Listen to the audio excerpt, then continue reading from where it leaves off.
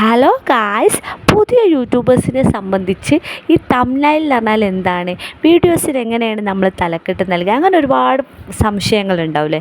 അപ്പോൾ അതിനൊക്കെ ഉള്ളൊരു വീഡിയോ ആയിട്ടാണ് ഞാനിന്ന് വന്നിരിക്കുന്നത്.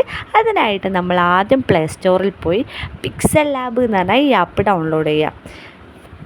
അങ്ങനെ ആ ആപ്പ് ഓപ്പൺ ചെയ്യുമ്പോൾ ഇങ്ങനെ ഒരു പേജ് ഓപ്പൺ ആയി വരും.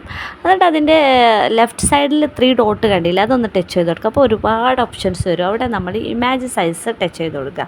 അപ്പോൾ അങ്ങനെ ഒരു പേജ് ഓപ്പൺ ആയി വരും. അവിടെ കസ്റ്റംസ് എന്നുള്ള അമർത്തുക. അപ്പം കുറേ ഓപ്ഷൻസ് വരും. അവിടെ നമ്മൾ യൂട്യൂബ് തംബ്നെയിൽ അതാണല്ലോ ഇപ്പോൾ നമ്മൾ ചെയ്യുന്നത്. അപ്പോൾ അങ്ങനെ ആ യൂട്യൂബ് തംബ്നെയിൽ ടച്ച് ചെയ്ത് കൊടുക്കുക. എന്നിട്ട് ഓക്കെ അടിക്കുക.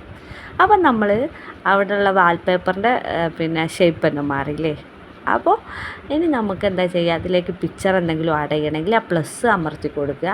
എന്നിട്ട് നമ്മൾ ഫ്രം ഗാലറി കണ്ടില്ലേ, അത് ടച്ച് ചെയ്ത് കൊടുക്കുക. അപ്പോൾ നമ്മുടെ ഗാലറിയിലേക്കാണ് പോണത്.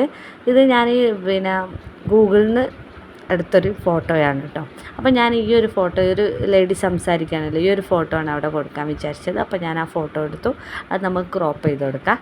നമുക്ക് വേണ്ട സൈസിന് ക്രോപ്പ് ചെയ്ത് കൊടുത്തിട്ട് ആ പിക്സൽ ലാബിലേക്ക് വന്ന് അവിടെ അത് പേസ്റ്റ് ചെയ്ത് കൊടുക്കാം.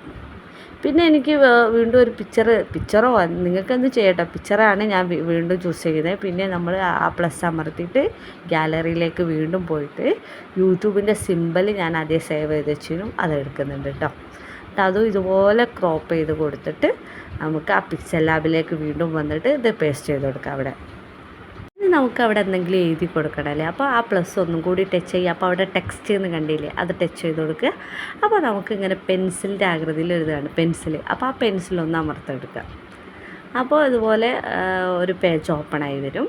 ആ പെൻസിൽ ടച്ച് ചെയ്ത് കൊടുത്താൽ ഒരു പേജ് ഓപ്പണായി വരും. ഇതുപോലെ ഒരു പേജ് ഓപ്പണായി വരും. അപ്പോൾ അവിടെ നമ്മൾ എന്താണോ എഴുതുന്നത്, എന്തിനെക്കുറിച്ചാണോ നമ്മളെ വീഡിയോ, അത് എഴുതി കൊടുക്കുക.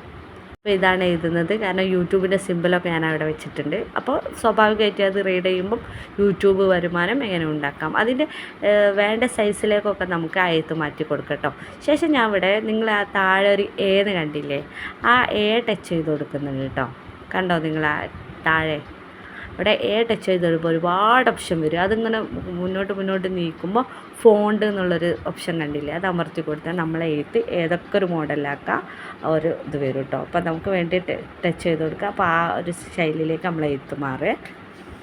കുറച്ചും ഇങ്ങോട്ട് നീക്കി കൊടുത്താൽ കളർ കണ്ടില്ലേ, നമ്മൾ എഴുതിയ എഴുത്ത് ഏത് കളറിലാക്കുക, അങ്ങനെ ഒരു ഓപ്ഷനാണത്. അപ്പോൾ ആ കളർ ടച്ച് ചെയ്താൽ നമുക്ക് വേണ്ടിയ കളറ് ടച്ച് ചെയ്ത് കൊടുത്താൽ കേട്ടോ. ഞാൻ ഇവിടെ മെറൂണാണ് എടുത്തത്. എന്നിട്ട് ആ ഒരു ഹെഡിങ് ഞാൻ മെറൂൺ എഴുത്തിലേക്ക് മാറ്റിയിട്ടുണ്ട് കേട്ടോ. പിന്നെ ഇത്രേ ഉള്ളൂ പരിപാടി. പിന്നെ